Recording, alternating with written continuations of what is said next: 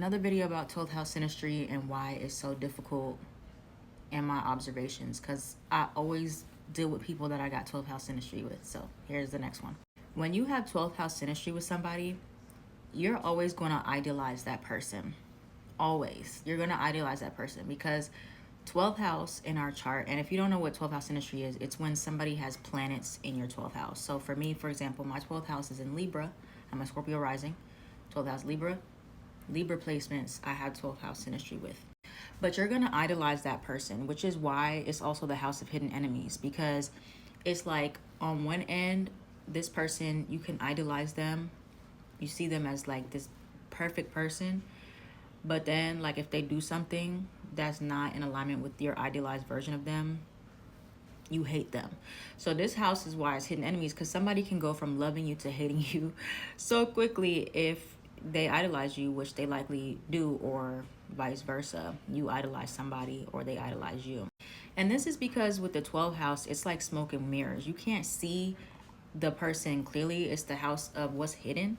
So because you can't see things clearly, you project whatever you want onto the person you have the 12th house synastry with. So you see them as this perfect husband, wife, friend, teacher. And the moment that they do something that isn't in congruency with that version that you projected, because you can't fully see the person, you just see your image of them that you have, you can turn on them, or people can turn on you. Like that happens a lot. So if you ever had a bad falling out with a friend, or a really bad messy breakup, or like a person you were with dating you end up hating you, or just like disgusted by you, or you disgusted by them, it could be that either you started to see them for who they really are and that turned you off, or they were never that person that you really wanted in your head. Now, on the contrary, this can also go the other direction where initially you're like not liking them, right? You're not seeing them fully for who they are as like a good person. Maybe you're just projecting your own insecurities onto them, seeing them in a way that's not really who they are.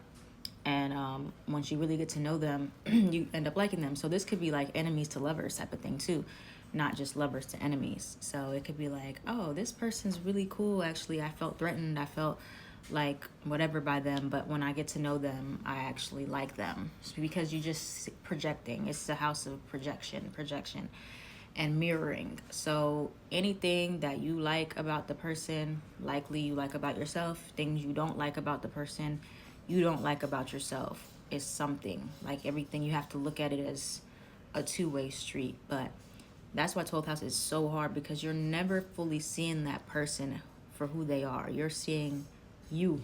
You're kind of seeing yourself, and it's like a mirror. So just keep that in mind if you have a 12th house connection in your life.